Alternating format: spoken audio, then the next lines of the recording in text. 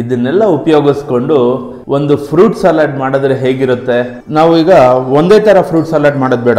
ಇದನ್ನ ಚಿಕ್ಕ ಮಕ್ಳಿಗೆ ಯಾವ ತರ ಕೊಡ್ಬೋದು, ವಯಸ್ಸಾದವ್ರಿಗೆ ಯಾವ ತರ ಕೊಡ್ಬೋದು ಹಚ್ಕೊಂಡಿದ್ದೀನಿ. ಅದನ್ನ ಇಲ್ಲಿಗೆ ಹಾಕೊಳ್ತಾ ಇದ್ದೀನಿ. ಅಷ್ಟೇ ಬೌಲ್ ಗಾತ್ರದ ಸೀಬೆಹಣ್ಣು, ಒಂದು ಸಪೋಟ, ಅದನ್ನು ಕೂಡ ಇಲ್ಲೇ ಸೇರಿಸ್ಕೊಳ್ಳೋಣ. ಸ್ವಲ್ಪ ಉಪ್ಪು ಆ್ಯಡ್ ಮಾಡ್ತಾ ಇದ್ದೀನಿ. ಇದನ್ನು ಈಗ ಚೆನ್ನಾಗಿ ಮಿಕ್ಸ್ ಮಾಡೋಣ. ಸ್ನೇಹಿತರೆ, ಮೊದಲನೇ ಫ್ರೂಟ್ ಸಲಾಡು ರೆಡಿಯಾಗಿದೆ. ನಾನು ಬ್ರ್ಯಾಂಡ್ ಹೆಸರೆಲ್ಲ ಹೇಳಕ್ಕೆ ಹೋಗಲ್ಲ, ಕ್ಲೀನಾಗಿ ಮೆನ್ಷನ್ ಮಾಡಿರ್ತಾರೆ ಇದು ಫ್ರೋಝನ್ ಡೆಸರ್ಟು, ಐಸ್ ಕ್ರೀಮ್ ಅಲ್ಲ ಅಂತ. 4 ಅವರು ಫ್ರಿಜ್ಜಲ್ಲಿ ಇಟ್ಬಿಟ್ಟು ತಣ್ಣಗಾದ್ಮೇಲೆ ತಿಂದರೆ ಅದ್ರ ಟೇಸ್ಟ್ ಇನ್ನೂ ಚೆನ್ನಾಗಿರುತ್ತೆ. ಸ್ನೇಹಿತರೆ ನಮಸ್ಕಾರ, ನಾನು ನಿಮ್ಮ ಮನೆ ಮಗ ಶ್ರೀಕಾಂತ್. ವೆಲ್ಕಮ್ ಟು ಅಡುಗೆ ಮಾಸ್ಟರ್ಸ್ ಚಾನಲ್. ಎಲ್ಲರೂ ಗೌರಿ ಗಣೇಶ ಹಬ್ಬನ ಮುಗಿಸಿದ್ದೀರಾ. ಮನೆಯಲ್ಲಿ ಸುಮಾರು ಹಣ್ಣುಗಳಿರುತ್ತವೆ ನೋಡಿ. ನಮ್ಮ ಮನೆಯಲ್ಲೂ ಇಷ್ಟೊಂದು ಹಣ್ಣುಗಳಿದೆ. ಇದನ್ನೆಲ್ಲ ಉಪಯೋಗಿಸ್ಕೊಂಡು ಒಂದು ಫ್ರೂಟ್ ಸಲಾಡ್ ಮಾಡಿದ್ರೆ ಹೇಗಿರುತ್ತೆ, ಸೂಪರ್ ಆಗಿರುತ್ತಲ್ವ. ಸೊ ನಮ್ಮ ಮನೆಯಲ್ಲಿ ನಾನು ಹಣ್ಣುಗಳನ್ನ ಉಪಯೋಗಿಸ್ಕೊಂಡು ಫ್ರೂಟ್ ಸಲಾಡು ಹೇಗೆ ತಯಾರಿಸ್ತೀನಿ ಅನ್ನೋದನ್ನು ನಿಮ್ಗೆ ಇವತ್ತು ತೋರಿಸೋದಕ್ಕೆ ಬಂದಿದ್ದೀನಿ. ನೋಡಿ, ಸುಮಾರು ವೆರೈಟಿ ಹಣ್ಣುಗಳಿದೆ. ಆ್ಯಪಲ್ ಇದೆ, ಬಾಳೆಹಣ್ಣಿದೆ, ಪೈನಾಪಲ್ ಇದೆ, ದಾಳಿಂಬೆ ಹಣ್ಣಿದೆ, ಸುಮಾರು ಹಣ್ಣುಗಳಿವೆ. ಹಾಗಾಗಿ ಇದನ್ನು ಉಪಯೋಗಿಸ್ಕೊಂಡು ಹೇಗೆ ನಾನು ಫ್ರೂಟ್ ಸಲಾಡ್ ಮಾಡ್ತೀನಿ ಅನ್ನೋದನ್ನು ನಿಮಗೆ ತೋರಿಸೋದಕ್ಕೆ ಬಂದಿದ್ದೀನಿ. ಒಂದೇ ಥರ ಫ್ರೂಟ್ ಸಲಾಡ್ ಕೂಡ ಮಾಡೋದಿಲ್ಲ. ಇದನ್ನು ಚಿಕ್ಕ ಮಕ್ಳಿಗೆ ಯಾವ ಥರ ಕೊಡ್ಬೋದು, ವಯಸ್ಸಾದವ್ರಿಗೆ ಯಾವ ಥರ ಕೊಡ್ಬೋದು, ಪ್ರತಿಯೊಂದನ್ನು ತೋರಿಸ್ಕೊಡ್ತೀನಿ ನಿಮಗೆ. ಮೊದಲಿಗೆ ಇಷ್ಟು ಹಣ್ಣನ್ನು ಸಣ್ಣದಾಗಿ ಹಚ್ಕೊಂಡು ಬರ್ತೀನಿ. ಸ್ನೇಹಿತರೆ, ಆವಾಗಲೇ ಹೇಳ್ದಂಗೆ ಹಣ್ಣುಗಳನ್ನೆಲ್ಲ ಸಣ್ಣದಾಗಿ ಹಚ್ಕೊಂಡು ತೊಗೊಂಡು ಬಂದಿದ್ದೀನಿ. ಈಗ ಫ್ರೂಟ್ ಸಲಾಡ್ ಮಾಡೋದು ಹೇಗೆ ಅಂತ ನೋಡೋಣ. ಮೊದಲಿಗೆ ಎಲ್ಲ ಹಣ್ಣುಗಳನ್ನ ಮಿಕ್ಸ್ ಮಾಡ್ಕೊಳ್ಳೋಣ. ನೋಡಿ, ಇಲ್ಲಿ ನನ್ನ ಹತ್ರ ಒಂದು ಬೌಲ್ ನೋಡಿ, ಇಷ್ಟು ಆ್ಯಪಲ್ ಇದೆ. ನಾನು ಸಿಪ್ಪೆ ತೆಗೆದು ಅದನ್ನು ಹಚ್ಚಿದ್ದೀನಿ. ಬಹುಶಃ ನಿಮಗೆಲ್ಲ ಗೊತ್ತಿರುತ್ತೆ, ಒಂದು ವೈಟ್ ಕಲರ್ ವ್ಯಾಕ್ಸ್ ಕೋಟ್ ಮಾಡಿರ್ತಾರೆ ಅದನ್ನು ಸೇಲ್ ಮಾಡೋಕ್ಕೆ ಮುಂಚೆ. ಇದು ಎಡಿಬಲ್ ಅಂತ ಹೇಳ್ತಾರೆ, ಎಷ್ಟು ಎಡಿಬಲ್ ಅಂತ ನಮಗೆ ಶೋರ್ ಇರೋಲ್ಲ. ಹಾಗಾಗಿ ಅದನ್ನು ನಾನು ಯೂಶಲಿ ಇದನ್ನು ತೆಗಿತೀನಿ. ನಿಮಗೆ ಬೇಕು ಅನಿಸಿದ್ರೆ ಹಾಗೇನೂ ಹಾಕೋಬೋದು. ಆ ವೈಟ್ ಕೋಟ್ನ ರಿಮೂವ್ ಮಾಡಿ ಸಿಪ್ಪೆನ ಉಳಿಸ್ಕೋಬೇಕು ಅಂದರೆ ಸ್ವಲ್ಪ ಬಿಸಿನೀರಿಗೆ ಸ್ವಲ್ಪ ಉಪ್ಪು, ವೆನಿಗರು, ಬೇಕಿಂಗ್ ಸೋಡಾ ಹಾಕ್ಬಿಟ್ಟು ಆ್ಯಪಲ್ನ ಅದರೊಳಗಡೆ ಅದ್ಬಿಟ್ಟು ಚೆನ್ನಾಗಿ ಒರೆಸಿದ್ರೆ ಆ ಕೋಟಿಂಗ್ ಕೂಡ ಹೋಗುತ್ತೆ ಅಂತ ಹೇಳ್ತಾರೆ. ಸೊ ನಾನು ಅಷ್ಟೆಲ್ಲ ಮಾಡೋಕ್ಕೆ ಹೋಗಿಲ್ಲ. ಇಲ್ಲಿ ನೋಡಿ, ನಾನು ಸಿಪ್ಪೆನ ತೆಗೆದುಬಿಟ್ಟು ಹಚ್ಕೊಂಡಿದ್ದೀನಿ. ಅದನ್ನು ಇಲ್ಲಿಗೆ ಹಾಕ್ಕೊಳ್ತಾ ಇದ್ದೀನಿ. ಒಂದು ದೊಡ್ಡ ಬೌಲಷ್ಟು ಆ್ಯಪಲ್ ಹಾಕ್ಕೊಂಡಿದ್ದೀನಿ. ಅಷ್ಟೇ ದೊಡ್ಡ ಬೌಲ್ ಫುಲ್ ಆಗೋಷ್ಟು ಮರಸೇಬು ಇದನ್ನು ಕೂಡ ಅಷ್ಟೇ ಸಿಪ್ಪೆ ತೆಗೆದುಬಿಟ್ಟು ಸಣ್ಣದಾಗಿ ಹಚ್ಕೊಂಡಿದ್ದೀನಿ. ಇದನ್ನು ಕೂಡ ಇಲ್ಲೇ ಹಾಕ್ಕೊಳ್ಳೋಣ. ಅಷ್ಟೇ ಬೌಲ್ ಗಾತ್ರದ ಸೀಬೆಹಣ್ಣು, ಸೊ ಅದನ್ನು ಕೂಡ ಹಾಕ್ಕೊಳ್ತಾ ಇದ್ದೀನಿ. ಪೈನಾಪಲ್, ಒಂದು ದೊಡ್ಡ ಪೈನಾಪಲ್ ಇತ್ತು, ಅದನ್ನು ಕೂಡ ಇಲ್ಲೇ ಹಚ್ಕೊಂಡಿದ್ದೀನಿ. ಅದನ್ನು ಇಲ್ಲೇ ಹಾಕ್ಕೊಳ್ಳೋಣ. ಒಂದೇ ಒಂದು ಕಿತ್ತಳೆ ಹಣ್ಣಿತ್ತು, ಅದನ್ನು ಇಲ್ಲೇ ಸೇರಿಸ್ಕೊಳ್ತಾ ಇದ್ದೀನಿ. ಜೊತೆಗೆ ಒಂದು ಸಪೋಟ, ಅದನ್ನು ಕೂಡ ಇಲ್ಲೇ ಸೇರಿಸ್ಕೊಳ್ಳೋಣ. ಈಗ ನಾನೇನು ಬೌಲ್ ತೋರಿಸಿದ್ನಲ್ವ ದೊಡ್ಡದು, ಅದರಲ್ಲಿ 2-3 ಬೌಲ್ ಆಗೋಷ್ಟು ಬಾಳೆಹಣ್ಣಿತ್ತು. ಹಾಗಾಗಿ ಅದು ದೊಡ್ಡ ಪಾತ್ರೆಗೆ ಹಾಕ್ಕೊಂಡಿದ್ದೀನಿ. ಅದನ್ನು ಇಲ್ಲೇ ಹಾಕ್ಕೊಳ್ತಾ ಇದ್ದೀನಿ. ಕೊನೆಗೆ ದಾಳಿಂಬೆ ಹಣ್ಣು, 3/4 ಬೌಲ್ಗಿಂತ ಜಾಸ್ತಿ ಇದೆ. ಅದನ್ನು ಇಲ್ಲೇ ಸೇರಿಸ್ಕೊಳ್ಳೋಣ. ಹಣ್ಣುಗಳನ್ನೆಲ್ಲ ಸೇರಿಸ್ಕೊಂಡಾಗಿದೆ. ಇದನ್ನು ಚೆನ್ನಾಗಿ ಮಿಕ್ಸ್ ಮಾಡೋಣ. ಫಸ್ಟು ಮೇಲಿಂದ ಕೆಳಗೆ, ಕೆಳಗಿಂದ ಮೇಲೆ ಎಲ್ಲ ಹಣ್ಣು ಚೆನ್ನಾಗಿ ಬೆರೆಯುವಂತೆ ಮಿಕ್ಸ್ ಮಾಡ್ಕೊಳ್ಳೋಣ. ನಾವು ಹೋಟೆಲ್ಗೆಲ್ಲ ಹೋದರೆ ಮೀಲ್ಸ್ ತೊಗೋತೀವಲ್ಲ, ಮೀಲ್ಸ್ ಆದಮೇಲೆ ಒಂದೊಂದು ಕಡೆ ಫ್ರೂಟ್ ಸಲಾಡು ಇನ್ಕ್ಲೂಡ್ ಆಗಿರುತ್ತೆ ಊಟದ ಜೊತೆ. ಅದನ್ನು ಕೊಡ್ತಾರಲ್ವ, ತುಂಬ ಚೆನ್ನಾಗಿರುತ್ತೆ ತಿನ್ನೋದಕ್ಕೆ. ಸೊ ಅದೇ ರೀತಿ ನಾವು ಮನೆಯಲ್ಲಿ ಇರೋವಂಥ ಹಣ್ಣನ್ನು ಬಳಸ್ಕೊಂಡು ಹೇಗೆ ಮಾಡ್ಬೋದು ಅನ್ನೋದನ್ನು ನಿಮಗೆ ತೋರಿಸ್ತಾ ಇದ್ದೀನಿ. ನಾವು ಈಗ ಒಂದೇ ಥರ ಫ್ರೂಟ್ ಸಲಾಡ್ ಮಾಡೋದು ಬೇಡ, ಒಂದು 3 ಥರ ಮಾಡೋದನ್ನು ತೋರಿಸ್ಕೊಡ್ತೀನಿ ನಾನು. ಇದೇ ಹಣ್ಣುಗಳಲ್ಲೇ ಒಂದು 3 ಥರ ಹೇಗೆ ಮಾಡ್ಬೋದು ಅನ್ನೋದನ್ನು ತೋರಿಸ್ಕೊಡ್ತೀನಿ. ಕೆಲವರಿಗೆ ಸಿಹಿ ಇಷ್ಟ ಆಗೋಲ್ಲ, ಇಲ್ಲಾಂದರೆ ವಯಸ್ಸಾಗಿರೋರಿಗೆ ಸ್ವಲ್ಪ ಶುಗರ್ ಇರುತ್ತೆ, ಅವರಿಗೆ ಸಕ್ಕರೆ ಎಲ್ಲ ಹಾಕಿ ಮಾಡುವಂಥದ್ದು ಜಾಸ್ತಿ ಇಷ್ಟಪಡೋದಿಲ್ಲ ಮತ್ತು ತಿನ್ನೋ ಕೂಡ ಆಗೋದಿಲ್ಲ. ಅವ್ರಿಗೆ ಯಾವ ಥರ ಮಾಡ್ಬೋದು. ಫ್ರೂಟ್ಸಲ್ಲೂ ಶುಗರ್ ಇರುತ್ತೆ, ಆದರೆ ಅದು ನ್ಯಾಚುರಲ್ ಶುಗರು, ಜಾಸ್ತಿ ಏನು ಎಫೆಕ್ಟ್ ಆಗಲ್ಲ. ನಾವು ಮೇಲೆ ಸಕ್ಕರೆ ಹಾಕಿದರೆ ಅವ್ರಿಗೆ ಯಾವ ರೀತಿ ಮಾಡಬಹುದು ಫ್ರೂಟ್ ಸಲಾಡು ಅದನ್ನು ಫಸ್ಟ್ ನೋಡೋಣ. ಸ್ನೇಹಿತರೆ, ಮಿಕ್ಸ್ ಮಾಡಿರೋಂಥ ಫ್ರೂಟ್ಸ್ನೆಲ್ಲ ಒಂದು ಪಕ್ಕಕ್ಕೆ ಇಟ್ಕೊಂಡು ಒಂದು ಖಾಲಿ ಬೌಲ್ ತೊಗೊಂಡಿದ್ದೀನಿ. ಮೊದಲಿಗೆ ಯಾವ ಥರ ಮಾಡೋಣ ಅಂದರೆ, ಈಗ ವಯಸ್ಸಾಗಿರೋರು ಇರ್ತಾರೆ, ಅವ್ರಿಗೆ ಶುಗರ್ ಇರುತ್ತೆ, ಜಾಸ್ತಿ ಸ್ವೀಟ್ ತಿನ್ನಬಾರ್ದು ಅಂತ ಹೇಳ್ತಾರೆ ಡಾಕ್ಟರು. ಇನ್ನು ಕೆಲವ್ರಿಗೆ ಸಿಹಿನೇ ಇಷ್ಟ ಆಗೋಲ್ಲ, ಫ್ರೂಟ್ಸ್ ತಿನ್ನಬೇಕು ಆದರೆ ಸಿಹಿ ಇಷ್ಟ ಆಗೋಲ್ಲ ಅಂತ ತಿಂದಿರೋರು ಕೂಡ ಇರ್ತಾರೆ. ಅವ್ರಿಗೆ ಯಾವ ಥರ ಮಾಡ್ಬೋದು ಅಂತ ನೋಡೋಣ. ನಾನು ಕಲಿಸಿರೋಂಥ ಫ್ರೂಟ್ ಸಲಾಡಲ್ಲಿ ಒಂದು ಸ್ವಲ್ಪ ಇದಕ್ಕೆ ತಗೊಳ್ತಿದ್ದೀನಿ. ನೋಡಿ, ಒಂದು 3/4 ಬೌಲಷ್ಟು ತೊಗೊಂಡಿದ್ದೀನಿ. ಇದಕ್ಕೆ ನಾನು ಸ್ವಲ್ಪ ಉಪ್ಪು ಆ್ಯಡ್ ಮಾಡ್ತಾ ಇದ್ದೀನಿ. ಏನಪ್ಪ ಫ್ರೂಟ್ ಸಲಾಡ್ಗೆ ಉಪ್ಪೆಲ್ಲ ಹಾಕ್ತಿದ್ದೀನಿ ಅಂತ ಅಂದ್ಕೋಬೇಡಿ, ಅದು ಫೈನಲ್ ರಿಸಲ್ಟ್ ತುಂಬ ಚೆನ್ನಾಗಿರುತ್ತೆ. ಜೊತೆಗೆ ಒಂದು ಅರ್ಧ ಸ್ಪೂನಷ್ಟು ಚಿಲ್ಲಿ ಪೌಡರ್ ಹಾಕ್ತಾಯಿದ್ದೀನಿ, ಮತ್ತು ಒಂದು 1/4 ಚಮಚದಷ್ಟು ಪೆಪ್ಪರ್ ಪೌಡರ್ ಹಾಕ್ಕೊಂಡಿದ್ದೀನಿ. ಜೊತೆಗೆ ಒಂದು 3/4 ಸ್ಪೂನಷ್ಟು ಚಾಟ್ ಮಸಾಲ ಹಾಕ್ಕೊಳ್ತಾ ಇದ್ದೀನಿ. ಇದನ್ನು ಈಗ ಚೆನ್ನಾಗಿ ಮಿಕ್ಸ್ ಮಾಡೋಣ.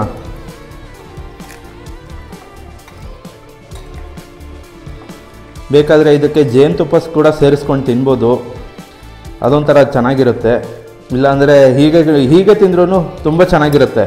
ನಮ್ಮ ಮನೇಲಿ ನಮ್ಮ ತಂದೆ ತಾಯಿ ಇದನ್ನೇ ಪ್ರಿಫರ್ ಮಾಡ್ತಾರೆ ಯಾವಾಗ್ಲೂ. ಡಯಾಬಿಟಿಸ್ ಇರೋದ್ರಿಂದ ಸ್ವೀಟ್ ಹಾಕಿರೋದೆಲ್ಲ ತಿನ್ನೋಕ್ಕೆ ಹೋಗಲ್ಲ, ಜಾಸ್ತಿ ಟೇಸ್ಟ್ ಮಾಡ್ತಾರೆ ಬಟ್ ತುಂಬ ತಿನ್ನೋಕ್ಕೆ ಹೋಗಲ್ಲ. ಈ ಥರದನ್ನು ಇಷ್ಟಪಟ್ಟು ತಿಂತಾರೆ ಅವರು. ಅವ್ರಿಗೆ ಫ್ರೂಟ್ ಸಲಾಡ್ ತಿಂದಂಗೂ ಇರಬೇಕು, ಸಿಹಿನೂ ಆಗಬಾರ್ದು, ಜೊತೆಗೆ ಸಕ್ಕರೆ ಕೂಡ ಹಾಕಿರೋಲ್ಲ ಅಂಥವ್ರಿಗೆ ಇದು ತುಂಬ ಚೆನ್ನಾಗಿರುತ್ತೆ. ಸ್ನೇಹಿತರೆ, ಮೊದಲನೇ ಫ್ರೂಟ್ ಸಲಾಡು ರೆಡಿಯಾಗಿದೆ. ಕಟ್ ಮಾಡಿರೋಂಥ ಹಣ್ಣೆಲ್ಲ ಒಂದು ಬೌಲಲ್ಲಿ ಹಾಕಿ ಕಲಿಸ್ಕೊಳ್ಳಿ. ಅದಕ್ಕೆ ಸ್ವಲ್ಪ ಉಪ್ಪು, ಚಿಲ್ಲಿ ಪೌಡರು, ಪೆಪ್ಪರ್ ಪೌಡರು, ಜೊತೆಗೆ ಸ್ವಲ್ಪ ಚಾಟ್ ಮಸಾಲ ಹಾಕ್ಕೊಂಡು ತಿಂದರೆ ಸೂಪರಾಗಿರುತ್ತೆ. ಒಂದ್ಸಲ ನಾವು ಟೇಸ್ಟ್ ನೋಡಿಬಿಡೋಣ ಅಲ್ವಾ. ಒಂದು ಸೌಟಷ್ಟು ತೊಗೊಳ್ತಾ ಇದ್ದೀನಿ.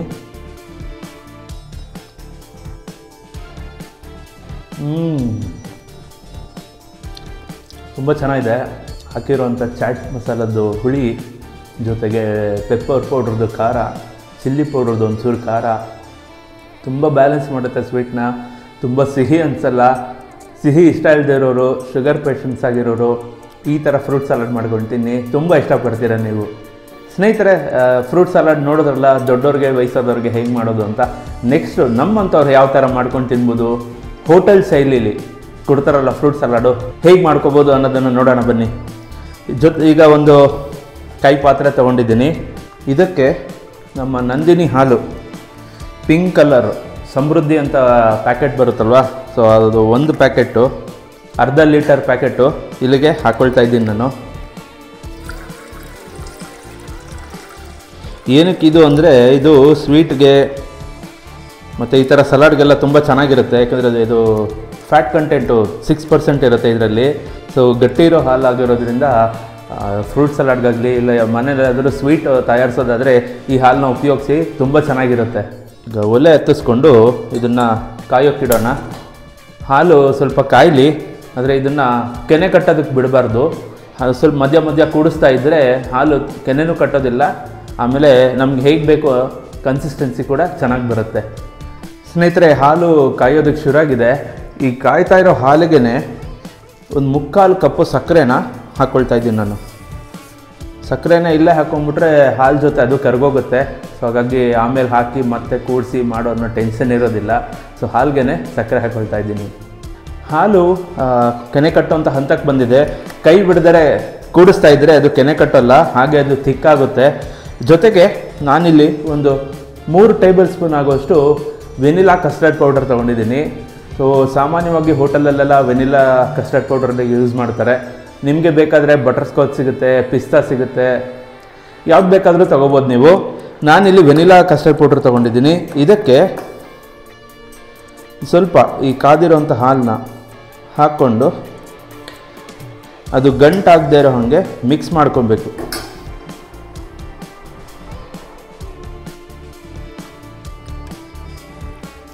ಗಂಟಿಲ್ದಿರೋ ಹಾಗೆ ಕಲಿಸ್ಕೊಂಡಿದೆ. ಇದನ್ನು ಕೂಡಿಸ್ತಾ ಹಾಲನ್ನ ಕೂಡಿಸ್ತಾ ಸ್ವಲ್ಪನೇ ಇದಕ್ಕೆ ಆ್ಯಡ್ ಮಾಡ್ತಾ ಬರೋಣ.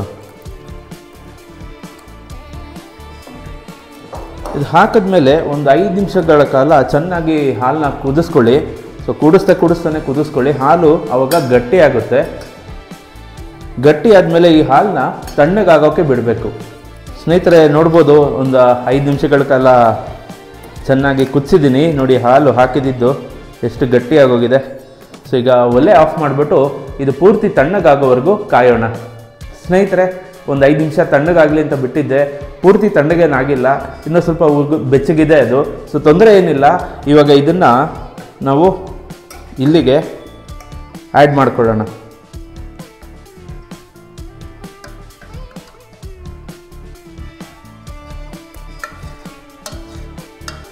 ನೋಡಿ ಹೋಟೆಲಲ್ಲೆಲ್ಲ ಫ್ರೂಟ್ ಸಲಾಡ್ ನೀವು ತಿಂದಿರ್ತೀರ, ಸೊ ಅಲ್ಲಿ ಇದೇ ಕಲರೇ ಇರುತ್ತೆ. ಅವ್ರು ಕೂಡ ಇದೇ ರೀತಿ ಪ್ರಿಪೇರ್ ಮಾಡ್ತಾರೆ ಹೋಟೆಲಲ್ಲಿ ಕೂಡ.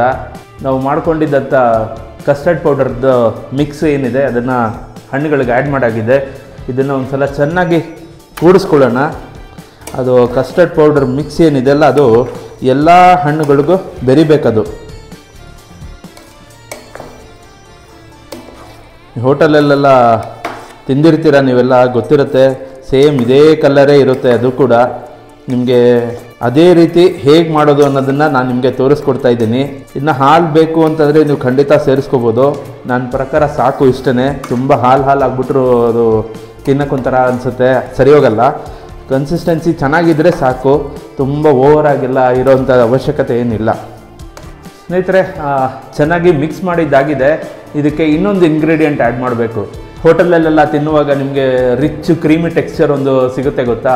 ಸೊ ಅದು ನಿಮಗೆ ವಿಪ್ಪಿಂಗ್ ಕ್ರೀಮ್ ಅಂತ ಬರುತ್ತೆ. ಸೊ ಅದನ್ನು ಆ್ಯಡ್ ಮಾಡೋದ್ರಿಂದನೇ ಅದು ಬರೋದು. ಸೊ ನಾನಿಲ್ಲಿ ಒಂದು ವಿಪ್ಪಿಂಗ್ ಕ್ರೀಮ್ನ ಒಂದು 3 ಟೇಬಲ್ ಸ್ಪೂನಷ್ಟು ಹಾಕ್ಕೊಂಡಿದ್ದೀನಿ. ಒಂದು 3ರಿಂದ 4 ಟೇಬಲ್ ಸ್ಪೂನ್ ಹಾಕ್ಕೊಳ್ಳಿ, ಏನು ತೊಂದರೆ ಇಲ್ಲ ಜಾಸ್ತಿ ಹಾಕಿದ್ರು. ಇನ್ನು ಟೆಕ್ಸ್ಚರು ತುಂಬ ಚೆನ್ನಾಗಿ ಬರುತ್ತೆ. ಸೊ ಹಾಗಾಗಿ ಅದನ್ನು ಹಾಕ್ಕೊಂಡಿದ್ದೀನಿ. ಇದನ್ನು ಕೂಡ ಮಿಕ್ಸ್ ಮಾಡ್ಕೊಳ್ಳೋಣ. ಈಗ ವಿಪ್ಪಿಂಗ್ ಕ್ರೀಮ್ ಯೂಶಲಿ ಈಗ ನಾನು ಬಳಸಿರೋದು ಲಿಕ್ವಿಡ್ ಫಾರ್ಮಲ್ಲಿದೆ, ಅದು ಪೌಡರ್ ಫಾರ್ಮಲ್ಲಿ ಕೂಡ ಬರುತ್ತೆ. ಅದನ್ನು ನೀವು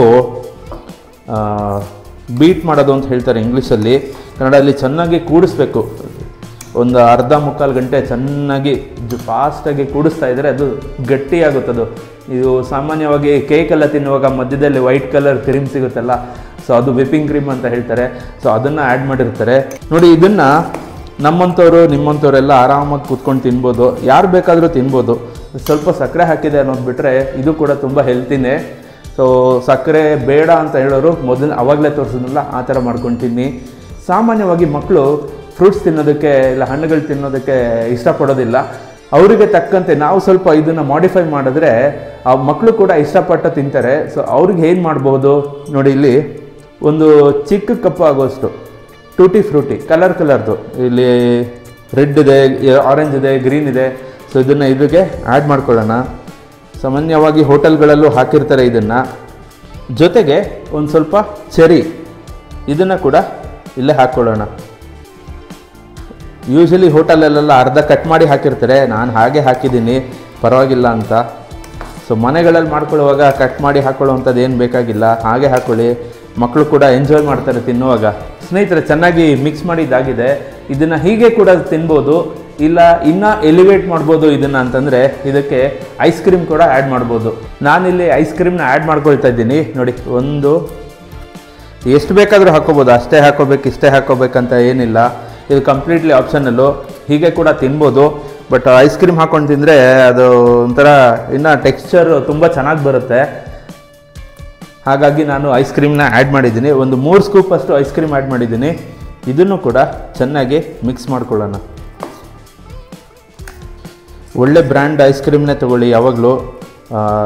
ನಾನು ನಂದಿನಿ ಐಸ್ ಕ್ರೀಮ್ನ ಉಪಯೋಗಿಸ್ತಾ ಇದ್ದೀನಿ ಇಲ್ಲಿ. ಎಲ್ಲ ಬ್ರ್ಯಾಂಡಲ್ಲಿ ಸಿಗೋವಂಥದ್ದು ಐಸ್ ಕ್ರೀಮೇ ಆಗಿರೋಲ್ಲ, ಕೆಲವು ಫ್ರೋಝನ್ ಡೆಸರ್ಟ್ ಅಂತ ಹೇಳ್ತಾರೆ. ಸೊ ಅದನ್ನು ಹುಷಾರಾಗಿ ನೋಡ್ಕೊಂಡು ತೊಗೊಳ್ಳಿ, ಲೇಬಲ್ನ ಓದಬೇಕು. ಇಲ್ಲಾಂದರೆ ಏನಿರುತ್ತೆ ಏನಿರಲ್ಲ, ಏನು ಹಾಕಿದ್ದಾರೆ ಅನ್ನೋದು ನಮಗೆ ತಿಳಿಯೋದೇ ಇಲ್ಲ. ಫ್ರೋಝನ್ ಡೆಸರ್ಟು ಯೂಶಲಿ ಅದು ಪಾಮ್ ಆಯಿಲೆಲ್ಲ ಹಾಕಿ ಮಾಡ್ತಾರೆ. ಪಾಮ್ ಆಯಿಲು, ಹೈಡ್ರೋಜನೇಟೆಡ್ ಆಯಿಲು ಎಲ್ಲ ಉಪಯೋಗಿಸಿ ಮಾಡಿರ್ತಾರೆ. ಸೊ ಅದು ಆರೋಗ್ಯಕ್ಕೆ ಅಷ್ಟು ಒಳ್ಳೆಯದಲ್ಲ. ಐಸ್ ಕ್ರೀಮ್ ಅಂತ ಅದ್ರ ಮೇಲೆ ಮೆನ್ಷನ್ ಕೂಡ ಮಾಡಿರೋಲ್ಲ. ನಾನು ಬ್ರ್ಯಾಂಡ್ ಹೆಸರೆಲ್ಲ ಹೇಳಕ್ಕೆ ಹೋಗಲ್ಲ, ಬಟ್ ನೀವು ಓದಿದ್ರೆ ಗೊತ್ತಾಗುತ್ತೆ ಲೇಬಲಲ್ಲಿ. ಅದು ಕ್ಲೀನಾಗಿ ಮೆನ್ಷನ್ ಮಾಡಿರ್ತಾರೆ, ಇದು ಫ್ರೋಝನ್ ಡೆಸರ್ಟು ಐಸ್ ಕ್ರೀಮ್ ಅಲ್ಲ ಅಂತ. ಸೊ ಅಂಥದ್ದನ್ನು ಅವಾಯ್ಡ್ ಮಾಡಿ ಐಸ್ ಕ್ರೀಮ್ ಅಂತ ಬರೆದಿರೋದನ್ನು ಮಾತ್ರ ತೊಗೊಳ್ಳಿ. ಸ್ನೇಹಿತರೆ, ಫ್ರೂಟ್ ಸಲಾಡ್ಗೆ ಹಾಕಿದ್ದಿದ್ದು ಐಟಮ್ ಎಲ್ಲ ಚೆನ್ನಾಗಿ ಮಿಕ್ಸ್ ಮಾಡಿದ್ದೀನಿ. ಇದನ್ನು ಹೀಗೆ ತಿನ್ಬೋದು. ತಕ್ಷಣ ಸರ್ವ್ ಮಾಡಬೇಕಾದ್ರೂ ಏನೂ ತೊಂದರೆ ಇಲ್ಲ. ಇಲ್ಲಾಂದರೆ ಒಂದು 4 ಅವರ್ ಫ್ರಿಜ್ಜಲ್ಲಿ ಇಟ್ಬಿಟ್ಟು ತಣ್ಣಗಾದ್ಮೇಲೆ ತಿಂದರೆ ಅದ್ರ ಟೇಸ್ಟ್ ಇನ್ನೂ ಚೆನ್ನಾಗಿರುತ್ತೆ. ಸೊ ಇವಾಗ ನಾನು ಫ್ರಿಜ್ಜಲ್ಲೇ ಇಡಕ್ಕೆ ಹೋಗಲ್ಲ, ಇದನ್ನು ಹಾಗೆ ಒಂದು ಸಲ ಟೇಸ್ಟ್ ಮಾಡಿ ನಿಮಗೆ ಹೇಗಿದೆ ಅಂತ ಹೇಳ್ತೀನಿ.